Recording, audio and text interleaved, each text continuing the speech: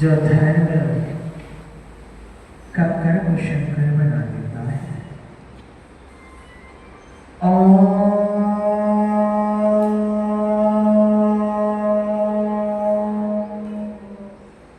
नमः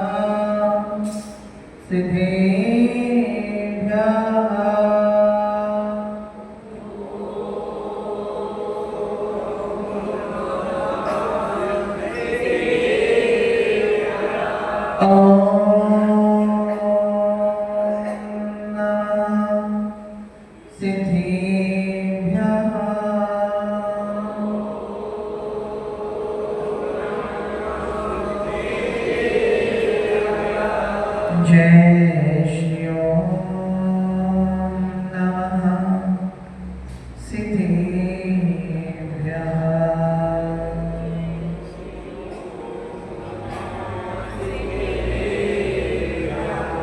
नमः श्रीवर्धमानाय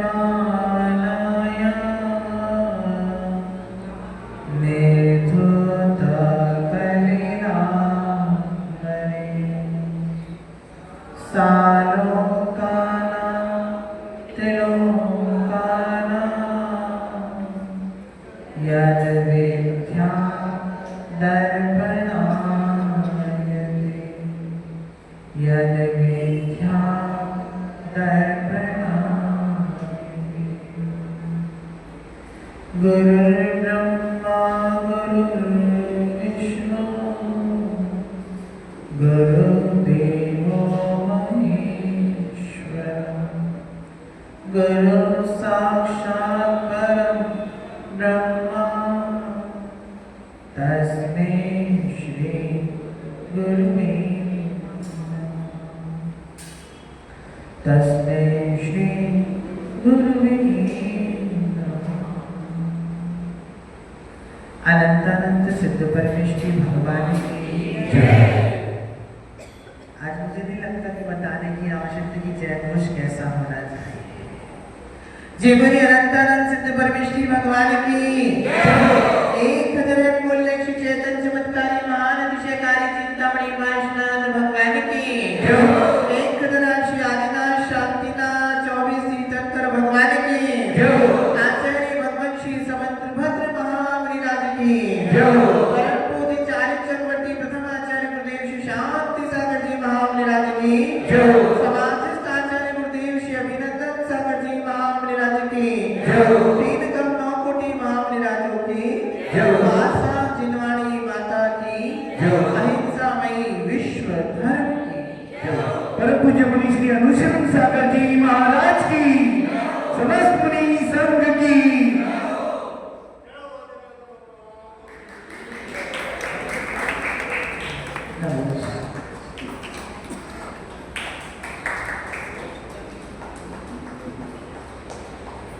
जहां जून का महीना चल रहा था,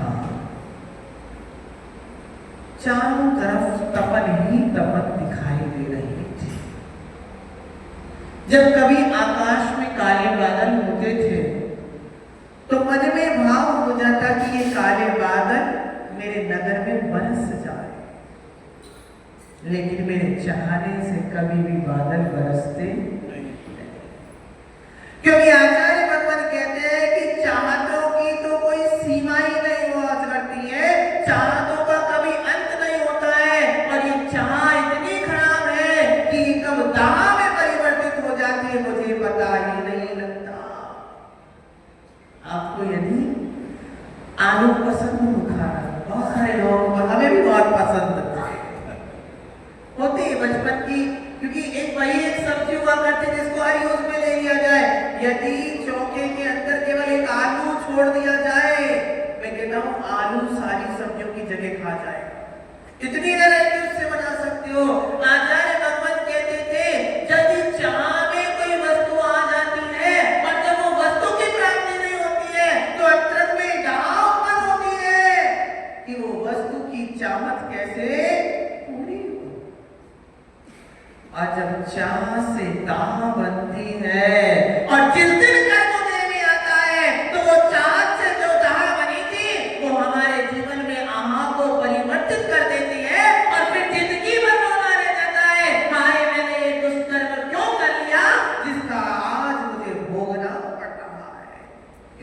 याद रख लेना, गुरु भगवत हमेशा कहते थे आपके जीवन में जो कुछ भी अच्छा और बुरा हो रहा है कौन कर रहा है?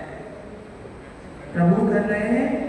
फिर आप क्यों प्रभु के पास आ जाते हो? फिर आप प्रभु से क्यों कहते हो कि प्रभु ये तुम मेरे साथ क्या कर रहे हो? ये आप मेरे संग ही ऐसा क्यों करते हो? आपने ये मेरे साथ अच्छा नहीं किया। याद रखना, हमेशा यही होता है, जब जब मुसीबत आती है, जब जब कष्ट आता है, जब जब दुख आया करता है, तो मन में एक ही दरवाजा याद आता है, जब सारे दरवाजे बंद हो जाए तो प्रभु, किसका दरवाजा याद आता है? प्रभु का। आता है कि नहीं आता है? और आना भी चाहिए, क्योंकि मैं हमेशा यही कहता हूँ कि यदि पुत्र अपने पिता से नहीं मांगेगा तो किससे मांगेगा? एक बार की बात है, एक बाप और एक बेटा रास्ते से चल के जा रहे थे। बेटे और बाप का हाथ पकड़ के ऐसा चल रहा था। थोड़ी दूर चलने के बाद पिता ने अपना हाथ झटका और हाथ झटकने के बाद अपने बेटे का हाथ अपने हाथ में ले लिया। और जब वो अपने आगे का हाथ घर तक लेके गया, घर ले जाकर के घर पर बेटे को बैठा दिया, तो बेटे के मन में जिज्ञासा हुई कि पिताजी मुझे एक बात समझ में नहीं आई कि जब हम रास्ते से चल रहे थे और मैंने आपका हाथ पकड़ रखा था, आपने कुछ दूर तक तो मेरा हाथ पकड़ के साथ में चले, लेकिन कुछ दूर चलने के बाद आपने मेरा हाथ झटका और फिर अपने हाथ से मेरे हाथ को पकड़ लिया।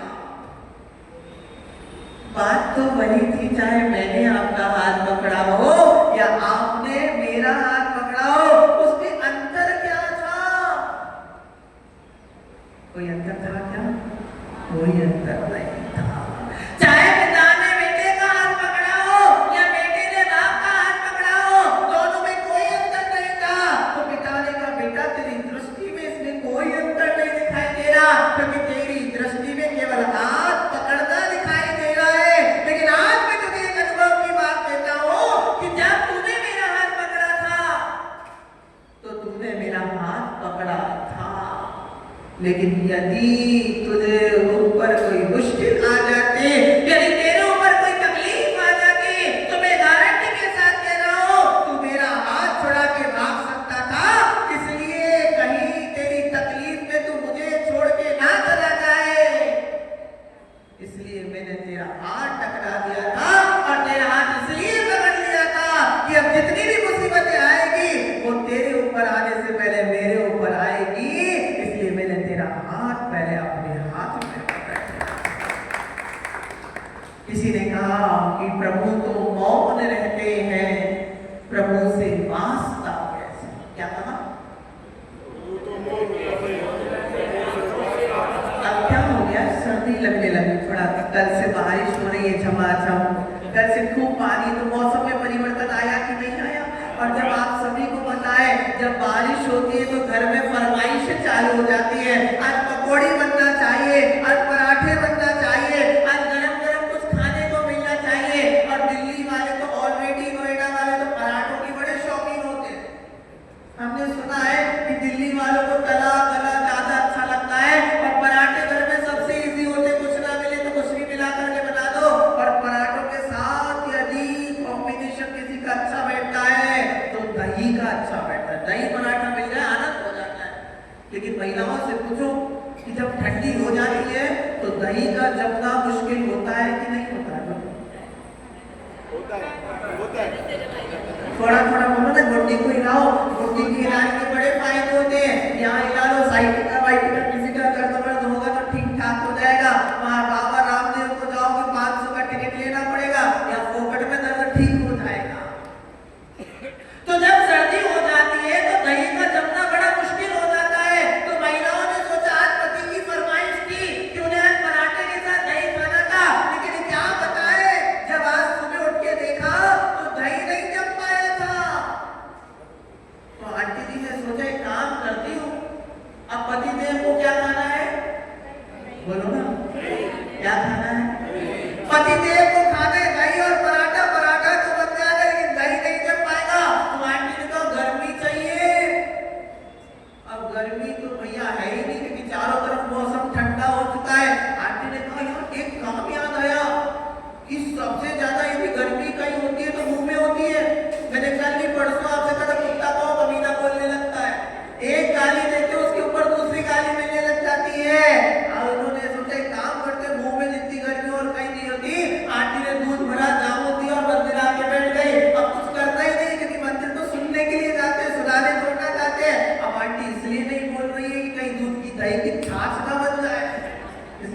बड़ी टेंशन चली। तो बताओ कहाँ बात चल रही थी अपनी?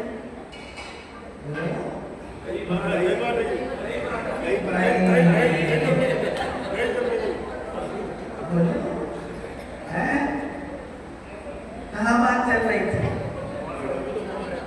प्रभु तो मौन रहते हैं, प्रभु से वास्ता कैसा, और गुरु तो बोल देते हैं बताओ रास्ता कैसा। आचार्य भगवंत हमेशा इस बात को कहा करते हैं कि जीवन में याद रखना, गुरु ही वो प्रमुख मार्ग हुआ करता है, गुरु ही वो तत्व हुआ करता है जो स्वयं भी गिरता है और हमारे आने वाले व्यक्ति को भी स्वयं से गिरा दिया करता है। गुरु उस नाव के समान हुआ करता है। कौन सी नाव? दो प्रकार की नाव होती है। एक आजकल जमाना बड़ा अच्छा हो चुका है, पहले के जमाने में लकड़ी की नाव चलती थी, और आजकल जब पैसा बड़ा तो लोग सोचते चलो हम पत्थर की नाव बना लेते हैं। तो बताओ कौन सी नाव में बैठना चाहोगे? लकड़ी की में बैठोगे तो 2 रुपए का टिकट है, या नाव पत्थर की नाव में बैठना चाहेगा जिसका 50 रुपए का टिकट है? कौन सी नाव अच्छी है? पत्थर की नाव अच्छी नहीं है? अरे वाह, बड़े ज्ञानी लोग हो आप तो। ऐसा लग रहा है नोएडा में सब ज्ञानी ही ज्ञानी बने, और होना ही चाहिए, क्योंकि ज्ञान हमारी आत्मा का गुण है, ज्ञान हमारे अंतर में विद्यमान गुण है। और आचार्य भगवान कहते हैं ज्ञान समान न आन जगत में सुख को कारण। याद रखना, यदि सुख चाहिए, कितनों को सुख चाहिए? बोलो, आपको सुख नहीं चाहिए बाकी लोगों को? आप सोचते हो कि महाराज में बार-बार क्यों लाते? भैया मैं जागृत करता रहता हूँ, क्योंकि जमाना खराब है, तब साइलेंट वाइलेंट आता है, आदमी चला जाता है, वाइलेंट कर जाता है दूसरों को, इसलिए जगाते रहते हैं कि तुम जिंदा हो कि चले गए, ये पता लगता रहता है। आचार्य भगवंत समंत स्वामी ने बहुत सुंदर सी पंक्ति को लिखते हुए कहा, बोलिए, भय, आशा, स्नेह, लोभाशा, कुदेवा, भयलिंगना, भय, आशा, स्नेह, लोभाशा, कुदेवा को लिखना प्रणाम। बोलिए प्रणाम। विनयम सेवा ना कुर्या शुद्ध दृष्टि। कछु समझ में आयो का ना आयो? चलो वो ऊपर से उड़ गई फ्लाइट, कब गई हमें पता ही नहीं पता। आचार्य भगवान समंत स्वामी ने रत्नकंठ शाम का 4 ग्रंथ में इतनी सुंदर सी व्याख्या लिखते हुए कहा कि भय से, आशा से, स्नेह से और लोभ से प्रणाम और विनय नहीं करना। किसको? कुदेव को और कुलिंग को। अर्थात जो व्यक्ति भय से, आशा से, स्नेह से और लोभ के वशीभूत होकर के कुदेव, पहले जानो देव क्या होता है? कभी समझा? हम किसकी पूजा करते हैं? देव की पूजा करते हो कि नहीं करते हो? तो कौन से देव की? नहीं भैया, देव 2 प्रकार के होते हैं। एक तो देवगति के देव हुआ करते हैं, याद रखना, हम उन देवों की पूजा नहीं करते, अभी तो हम जिनकी पूजा करते हैं वो देव नहीं है। तो उनका नाम क्या है? उनका नाम है देवाधिदेव। आचार्य भगवान कह रहे हैं कि देवों की पूजा नहीं चलती, कि देव तो संसारी हुआ करते हैं, देव तो असंयमी हुआ करते हैं, और देवों के पास तो राग, द्वेष, मोह लगा हुआ करता है। और आचार्य भगवंत तत्वार सूत्र में कहते हैं काया प्रविचारा, कि देव तो काय से प्रविचार किया करते हैं। जब उनमें भी प्रविचार है, हम में भी प्रविचार है, तो हम उनकी पूजा क्यों करेंगे? याद रखना, पहले देव की परिभाषा जानो। सच्चे देव की परिभाषा, इतनी सी परिभाषा आज जानते चले जाना। अपने बच्चों को सिखाना, बोलना, जिनके पास अस्त्र नहीं, बोलो, जब तक बोलोगे नहीं आगे बढ़ूंगा नहीं, सबसे पहले बोलो, बोलो, जिनके पास अस्त्र नहीं, जिनके पास शस्त्र नहीं, जिनके पास वस्त्र नहीं, और जिनके पास स्त्री नहीं, वही हमारे देव हैं। इस संसार में यथाकथित जहां कहीं भी देव देव देव देव देव कहते हैं,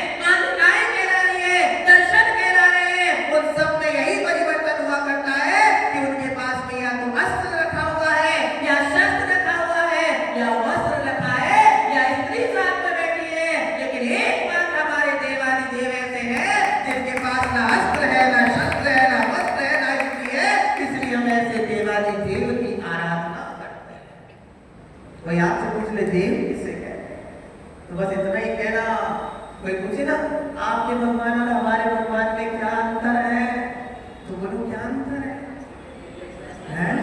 आपके भगवान के पास में अस्त्र है, लेकिन मेरे भगवान के पास में अस्त्र नहीं है। आपके भगवान के पास में शस्त्र है, मेरे भगवान के पास वो भी नहीं है। आपके भगवान के पास वस्त्र है, मेरे भगवान के पास वो भी नहीं है। और वो कहा मेरे भगवान को मानो, तो बोलो जिस दिन आपके भगवान ये छोड़ देंगे उसी दिन से हम आपके भगवान को भी मानने लग जाएंगे, क्योंकि अभी इसके अंदर अभी भी राग द्वेष बड़ा हुआ है। तो उसमें और मुझ में अंतर क्या हो सकता है? जिसके अंदर आज भी वासनाएं भरी हुई है, उसमें और मुझ में अंतर क्या हो सकता है? और जो आज भी वासनाओं की पूर्ति करना है, उसमें और मुझ में क्या अंतर हो सकता है? क्योंकि याद रखना, पूजा उसकी होती है जो गुणवाणों में हमसे श्रेष्ठ हुआ करता है, जो गुणों में हमसे अधिक हुआ करता है। ऐसे गुणवान की पूजा की जाती है, और अवगुण व्यक्ति की कभी भी पूजा आराधना। समझ में आ रहा हूं कि नहीं आ रहा हूं? मुंडी हिलाओ थोड़ी ऐसे मेरे को बड़ा अच्छा लगता है। आप लोग ऐसे मुंडी से हिला देते हो, मेरा मन आनंदित हो जाता है। कल एक महिला आई तो बोले महाराज क्या बताएं, हम तो प्रवचन में बैठते हैं हमें नींद सी आ जाती है। और होता है बहुत सारे लोगों के साथ होता है, एक आध घंटे का कोई महाराज प्रवचन कर दे तो आदि तो झपकियों में ही चला जाता है, समय पता ही नहीं लगता 1 घंटा कब चला जाता है। हमने कहा एक दिन हमारे में आके बैठे थे, आपको नींद आ जाए तो हमारा नाम बदल गए। और इसीलिए हम सबको उठाते रहते, जागृत करते रहते हैं कि भैया जागो, क्योंकि याद रखना जब जब प्रवचन सुनने बैठो, जब जब गुरु के वचन सुनने बैठो, उस समय एक नींद का झोंका आ जाएगा। ये पूर्व के असाका, ये पूर्व का ज्ञानावृत्ति दर्शनावृत्ति कर्म का मंत्र था, इसलिए नींद आ रही थी। और इस समय भी यदि नींद लोगे तो तुम्हारा और कर्म बनता चला जाएगा। हमारे गुरुदेव बताया करते थे कि आचार्य श्री के संग में आगम सागर जी के साथ पुनीत सागर महाराज थे, 2.5 घंटे की सामयिक करते थे, और यदि सामयिक की झपकी लग जाए तो एक चाटा अपने गाल पर मारते थे, क्योंकि अभी सामयिक का समय है। यदि सामयिक के समय पर नींद ले लिया तो कितना कर्म का बंध बनता है। लेकिन आजकल तो लोगों ने ऐसा रेगुलर, अब नींद आ रही तो पहले सो जाओ, बाद में सामयिक कर लेंगे। याद रख लेना, अपने समय पर की गई क्रिया ही आपके कर्मों को नाश करने वाली होती है। असमय में की गई क्रिया कभी भी नाश करने वाली नहीं होती है। आचार्य भगवान समंतभद्र स्वामी कह रहे हैं, भय से, आशा से, स्नेह से और लोभ से ना तो प्रणाम किया जाता है, ना विनय की जाती है। किसकी? कुदेव की और कुलिंग की। कौन नहीं करता? जो सम्यक दृष्टि होता है वो इनकी विनय नहीं करता। यदि आप भय से हो, यदि आप डर रहे हो, यदि आज आपको डर लग रहा है कि अगर मैं भगवान की पूजा नहीं करूंगा, जैसे अब बहुत सारे कार्य गृहस्थी के ऐसे होते हैं ना, अब फलाने फलाने व्यक्ति की शादी में वो बिल्ली को टोकरी में रखा गया था, उधर मंदिर के बाहर जाके कुआं पूजा गया था। यदि वहां के कुएं को नहीं पूजेंगे तो घर में अशांति अशांति रहेगी, शादी ढंग से निपट नहीं पाएगी। भय से, आशा, हम उनकी चाकरी करेंगे, हम उनकी नौकरी करेंगे, तो क्या करेंगे? वो हमारी आशा, जो हमारी इच्छा है, हमारी अभिलाषा है, उस अभिलाषा की पूर्ति कर देंगे। गुरुदेव कह रहे हैं, समंतभद्र स्वामी कह रहे हैं, जो मिथ्या दृष्टि होता है इन 4 गुणों के साथ रहता है, या तो डर के करता है, या आशा से करता है, या स्नेह से करता है, या लोभ से चलता है। आप सब क्यों हो, सम्यक दृष्टि हो कि मिथ्या दृष्टि हो? सम्यक दृष्टि हो 100%। अभी महाराज जी कह रहे थे निशंकित निकांक्षित। याद रखना, मंदिर क्यों आ रहे हो? आकांक्षा लेके आते हो हैं? अरे इतना ही नहीं भैया शरद बाबू, आजकल तो लोगों ने भगवान के साथ भी डीलरशिप करना चालू कर दिया है। आकांक्षा की ऐसी है, भगवान यदि तूने मेरा ये काम कर दिया, सोने का छत्र चढ़ाऊंगा, लेकिन पहले मेरा काम करो तब तो चढ़ाऊंगा। भगवान को भी लालच है, सोने का छत्र चाहिए तो पहले मेरा फलाने का काम होना चाहिए। अरे ज्ञानी, ये क्या लालच दे रहे हो प्रभु को? यदि तुम्हारे दान करने का भाव है, यदि तुम्हें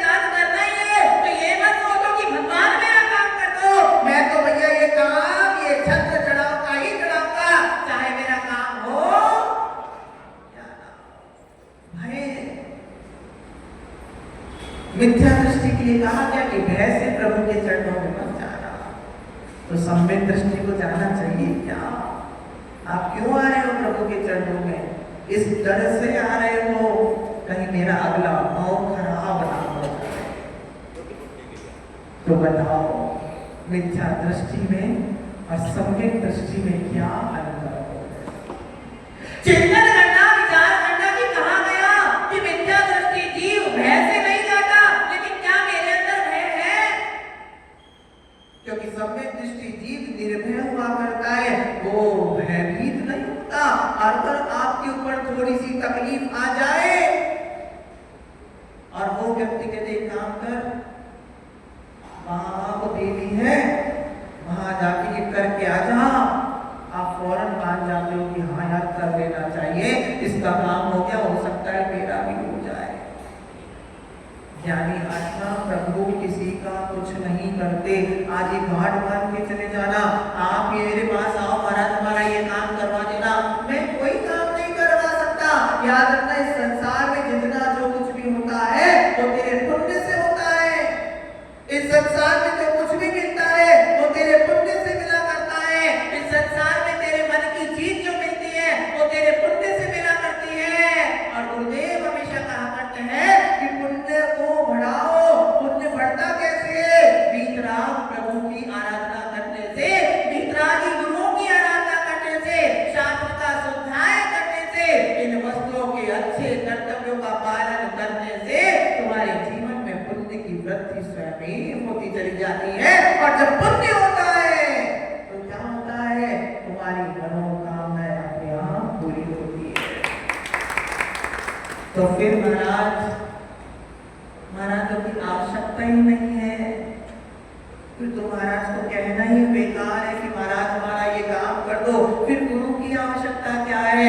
याद रख लेना, गुरु मीडिएटर की तरह होते हैं, माइलस्टोन की तरह होते हैं, जो हमको पता है कि रास्ता यही है, लेकिन कितने किलोमीटर बाकी रह गया है ये वो माइलस्टोन बताता चला जाता है।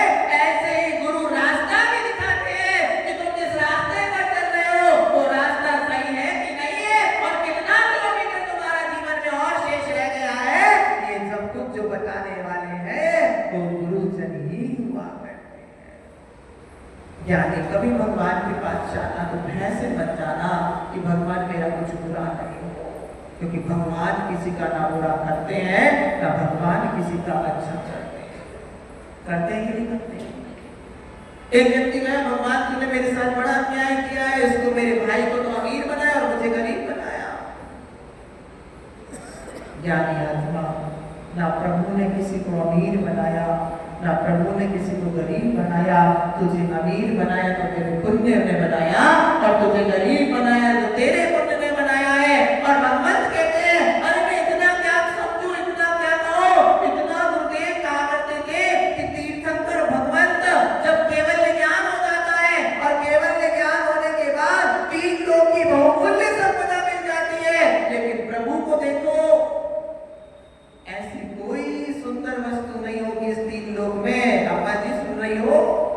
ऐसी कोई वस्तु नहीं होगी इस 3 लोक के अंदर जो प्रभु के समोषण में नहीं होती हो। लेकिन प्रभु का वैराग्य देखो, सब कुछ होने के बाद भी क्या, सब कुछ होने के बाद भी प्रभु समोषण में विराजते हैं। सब कुछ होने के बाद समोषण में रहते हैं, दिव्य देशना खिलाते हैं, लोगों को उपदेश देते हैं, शिष्यों को देखते हैं। लेकिन इतना देखने के बाद भी उस सिंहासन से 4 उंगल अधर में बजा जाते हैं। ये है प्रभु की वीतरागता, ये है प्रभु का राग भाव, ये है प्रभु के अंदर राग का अभाव होना। और अगर आपके पास होता, सुना है ना बारिश और पुष्पटाल की कथा, सुनी कि नहीं सुनी है? सुनी है?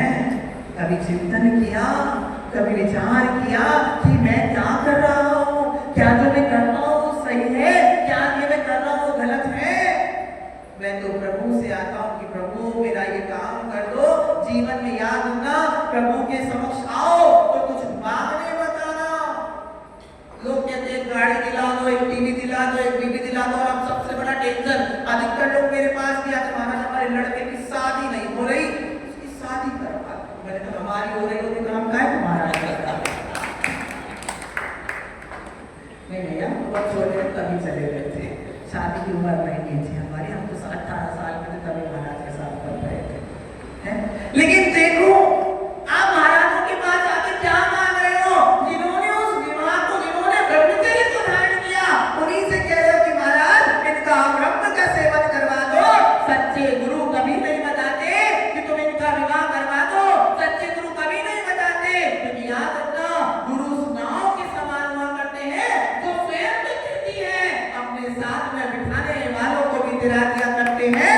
यदि गुरु उपदेश देती है तो एक उपदेश देते हैं कि ये संसार असार है। बोलो है कि नहीं है? है कि नहीं है? कितने लोग मानते हैं कि संसार असार है, संसार से तिरना है? यदि संसार असार है तो संसार की असारता को स्वीकार करो, क्योंकि ये जो शरीर तुम देख रहे हो ये शरीर भी धीरे धीरे धीरे धीरे घिसता चला जा रहा है। जैसे मशीन हुआ करती है उसके पार्ट्स धीरे धीरे धीरे धीरे घिसते हैं और खराब हो जाते हैं। यही संसार की असारता का सबसे बड़ा संदेश हुआ करता है, यही उदाहरण हुआ करता है कि संसार में कुछ भी स्थिर नहीं है। ज्ञानी आकर प्रभु के समक्ष कुछ मांगने मत जाओ, क्योंकि याद रखना जिसके पास जो होगा वो वही दिया करता है। आपका मन है मेरे को इंजीनियर बनना है, इंजीनियर बनना है, और आप सोचो मैं मेडिकल कॉलेज में चला जाऊं, इंजीनियर बन जाऊंगी? नहीं बनोगे ना। और आपका मन है कि मेरे को डॉक्टर बनना है, मैं इंजीनियर कॉलेज में चला जाऊं, बोलो बन जाओगे क्या? क्यों भाई साहब? इंजीनियरिंग कॉलेज में चले जाओ, कहो मेरे को डॉक्टर बनना है, 3 साल में बनने वाला नहीं है, बोले इंजीनियरिंग करना है तो इंजीनियरिंग में आओ। यदि आप ऐसे ही प्रभु कह रहे हैं कि जैसे इंजीनियरिंग कॉलेज में जाने वाला बच्चा इंजीनियर बन के आता है, मेडिकल कॉलेज में जाने वाला बच्चा डॉक्टर बन के आता है, ऐसे ही प्रभु के समक्ष आओ तो वो मत मांगो जो प्रभु ने छोड़ दिया है। क्या मत मांगो? वो मत मांगो जो प्रभु ने छोड़ दिया है, वो मत मांगो जो कुछ समय तुम्हारा साथ देना है वाला है। यदि मांगना है, आज मैं तुम्हें बता रहा हूं कि प्रभु से क्या मांगना।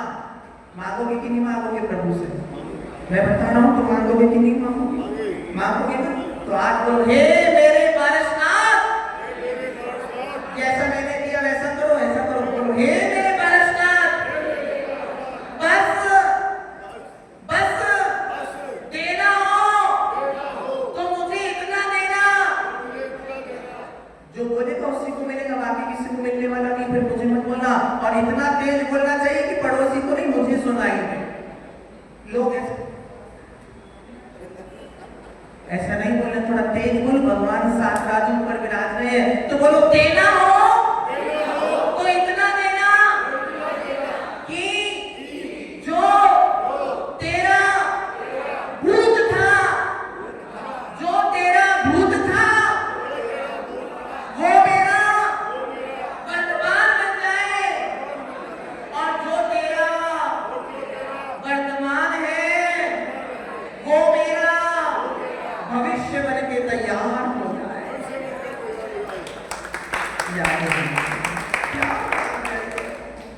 छोटी छोटी चीजें मांग रहे हो, बाबू टीवी दे दो, ये दे दो, वो दे दो। यदि मांगना है तो प्रभु से वो मांगो। क्या मांगा? विचार किया तुमने? अरे तुमने छोटी मोटी चीज नहीं मांगी। यदि प्रभु से मांगा तो क्या मांगा कि हे भगवान आपने भूत में ऐसा क्या किया था कि आज आपका वर्तमान इतना सुंदर बन गया है, मुझे भी वो क्षमता देना, मुझे भी वो शक्ति देना। भूतकाल में जो आपने किया वो मैं अभी वर्तमान में करने लग जाऊं, ताकि जो भी आपका वर्तमान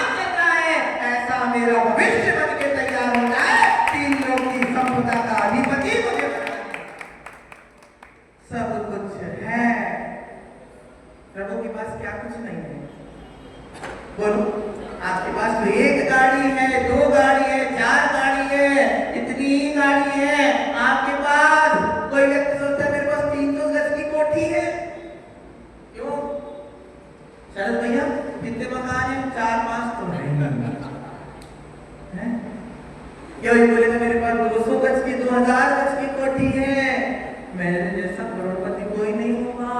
मुकेश अंबानी सोचता हूँ मेरे पास तो 28 मंजिल का महल है, मेरे जैसा करोड़पति और कोई नहीं होगा। अरे ज्ञानी आत्मा जिसको तुम कह रहे हो ये तो कुछ भी नहीं है, उन असिद्ध परमेश्वर से बोलो, उनके पास तो एक राजू जैसी सिद्ध शिला है, उसके बराबर तुम्हारे पास है क्या? उसके अलावा तुम्हारे पास कुछ नहीं है। प्रभु से मांगो तो कहो कि प्रभु जहां पर कोई नहीं जा सकता। और आपको इस मध्यलोक में आपको पता है मध्यलोक क्या है? 7 राज्यों का क्या होता है? नरक होता है, और 7 राज्यों का स्वर्ग होता है। अब 14 राज्यों टोटल होता है, 3 लोग कितने राज्यों में होता है? 14 राज्यों। अब बताओ 7 राज्य नरक में चला गया, 7 राज्य स्वर्ग में चला गया, तो बताओ मध्यलोक कितना बचा? अरे एक राज्य से एक राज्य भी नहीं बचा। ये बोलो कि उसकी बाउंड्री और उसकी बाउंड्री के बीच का जो हिस्सा था वो हमको मध्यलोक में मिल गया, और हम इतनी सी बाउंड्री के चक्कर में इतनी सी जगह में अपने आप को सोच रहे कि हमारे जैसा करोड़पति कोई नहीं है। यानी ये सब तुमको किराए से मिला हुआ मिला है। थोड़ा सा अधोलोक वालों ने दे दिया, थोड़ा सा स्वर्गलोक वालों ने दे दिया, और उसके बीच में तुम रह रहे हो और कह रहे हो हमारी जैसी कोठी किसी की नहीं है। और इतना इतराते हो, इतना इतराते हो, इतना इतराते हो, अरे मेरी कोठी। अरे यानी ये कोठी यहीं की यहीं धरी रह जाएगी। इतराना हो तो इस पर इतराना कि आज मुझे भगवान बनना है। इतराना तो उस पर इतराना जिस पर इतराने के बाद तुम्हारा अभिमान दिखाई नहीं दे, बल्कि तुम्हारा स्वाभिमान दिखाई दे। इतराना तो उस पर इतराना जिन व्रतों को तुमने अंगीकार किया है, जिन गुणों को तुमने अंगीकार किया है, ऐसे गुणों की तरफ अंगीकार करते चले जाना। आचार्य भगवान कह रहे यदि आप सम्यक दृष्टि हो तो प्रभु के चरणों में भय से मत जाना, क्योंकि यदि आप भी प्रभु के चरणों में डर से जा रहे हो कि मेरा अगला जन्म खराब हो जाएगा, मेरा अगला जन्म बेकार हो जाएगा, तो आप में और मिथ्या दृष्टि में अंतर क्या है? आशा से मत जाना कि भगवान के मंदिर नहीं जाऊंगा तो नरक चला जाऊंगा। यहाँ भगवान के मंदिर नहीं जाऊंगा तो नरक जाऊंगा, और भगवान के मंदिर जाऊंगा तो स्वर्ग मिल जाएगा। आचार्य भगवान कह रहे स्वर्ग की आशा भी नहीं रखना। भय आशा इसमें मेरे को तो वो पारसनाथ से बड़ा लगाव हो चुका है। ऐसा लगते बिल्कुल मेरे मित्र हैं, ऐसे लगते मेरे सखा है। स्त्री के वशीभूत होकर के भी मत चले जाना, और लोग के वशीभूत होकर मत चले जाना कि भगवान आपकी आराधना करूंगा। तो महाराज के प्रवचनों में सुन के आया था कि जो प्रभु की आराधना करता है उसके घर में लक्ष्मी और सरस्वती सब कुछ आ जाती है। यानी सब में मिथ्या दृष्टि भी इसी के कारण मिथ्या देवों की आराधना कर रहा है, और सम्यक दृष्टि भी यदि इन गुणों से सहित सच्चे वितराग गुणों की आराधना कर रहा है, प्रभु की आराधना कर रहा है, तो दोनों में कोई अंतर नहीं है। आचार्य भगवान कह रहे हैं कि यदि प्रभु के सामने आना तो निकांक्षित बिना किसी आकांक्षा से आना। कैसी आकांक्षा नहीं रखना? ये मत रखना। क्या आकांक्षा मत रखना? भौतिक सुखों की आकांक्षा कभी मत रखना, क्योंकि भौतिक सुख तो नश्वर हुआ करते हैं, भौतिक सुख तो क्षणभंगुर हुआ करते हैं। अभी जब प्रवचन समय चालू हो रहा था उस समय लाइट चली गई। क्यों था? लाइट चली गई, शरद भैया गाना गा रहे, भजन गा रहे थे, और भजन जैसे ही लाइट गई तो शरद भैया का भजन भी। देखो ये है भौतिक आनंद। तभी हमारे अंकल जी बोलते भैया महाराज को माइक की जरूरत नहीं है, महाराज का तो गला ही माइक के जैसा है, महाराज आपको चालू कर दो। ये होता है परम आनंद। यानी अथवा समय बस हो चुका है, ज्यादा आपको डोज दे देंगे तो आपको लगेगा भैया कल से हमको आना नहीं है। देखो भैया अब हमारे जाने का समय भी आ चुका है कि हमको भी वर्षा योग के स्थान पर पहुंचना है। हमारे अध्यक्ष ने प्रार्थना रखी कि महाराज ऐसे ही जब कभी भी आपका मन हो और हमारा मन हो तो आप भी ऐसे निरंतर सेक्टर 50 के लिए आते हैं ना, तो हम तो मना करते ही नहीं। हमारे गुरु ने हाँ करना नहीं